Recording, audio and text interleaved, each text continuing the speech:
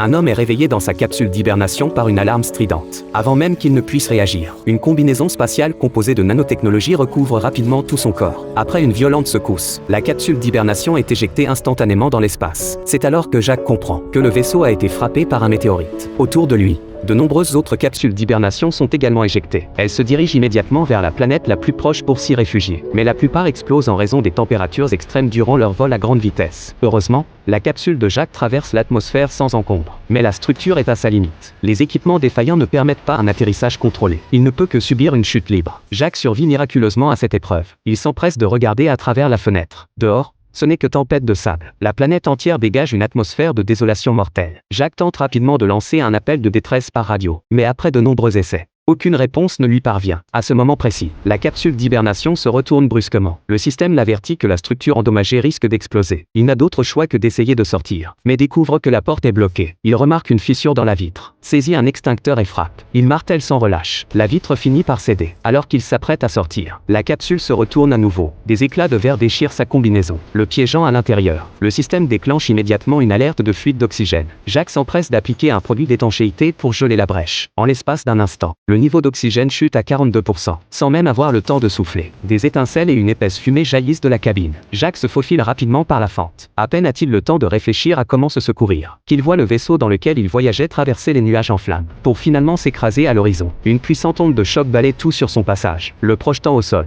Heureusement, la distance est suffisante pour qu'il ne soit pas blessé. À présent, il ne peut compter que sur lui-même. Ne sachant que faire, il remarque soudain une lueur au loin. Sa seule option est d'aller examiner cette source lumineuse. En chemin, Jack découvre une autre capsule d'hibernation. Malheureusement, celle-ci s'est écrasée et désintégrée. Il se précipite pour récupérer l'équipement d'oxygène à l'intérieur, mais constate que l'appareil est endommagé. En partant, Jack ne remarque pas les profondes marques de griffes sur la capsule d'hibernation. Il arrive bientôt à la source de lumière. C'était un autre survivant qui construisait un signal de détresse. Jack court vers lui. John, tout aussi excité de voir un semblable, lui promet de lui fournir de l'oxygène une fois l'équipement assemblé. De sa bouche, Jack apprend que l'entreprise, pour économiser des coûts, a emprunté un raccourci encore inexploré pour transporter ses employés. L'entreprise ignore tout de cette planète, et l'envoi d'un vaisseau de secours prendrait au moins 18 mois après réception du signal. Voyant l'expression paniquée de Jack, John le rassure rapidement, affirmant que même écrasé, le vaisseau ne se désintégrerait pas. Il leur suffirait de le rejoindre pour attendre tranquillement les secours. Jack pousse enfin un soupir de soulagement.